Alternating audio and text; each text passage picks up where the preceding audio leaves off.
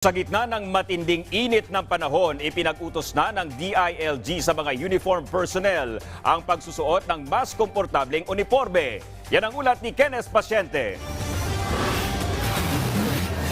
Ipinag-utos na ng Department of the Interior and Local Government ang pagsusuot ng light uniforms para sa mga kawani ng PNP, BJMP at BFP personnel. Yan ay sa harap ng tumitinding init ng panahon.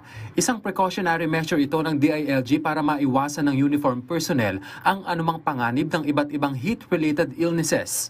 You are hereby directed to issue an urgent advisory for all PNP, BJMP, and BFP personnel to wear light uniforms in the performance of their respective duties to alleviate discomfort and protect them from illnesses such as heat strokes, heat cramps, exhaustion, among others due to extreme heat.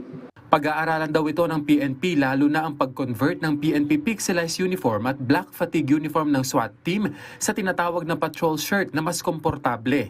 Katunayan, ito na raw ang gamit ng mga pulis na nagre-render ng patrol duties. So at least medyo may breather naman po pagdating na na-expose po lang sa taas ng araw po.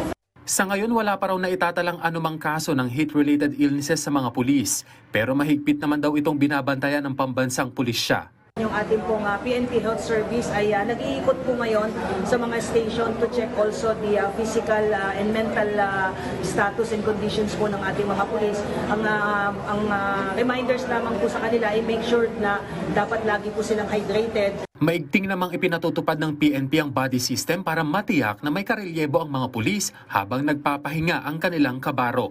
Kenneth Pasyente, para sa Pambansang TV, sa Bagong Pilipinas.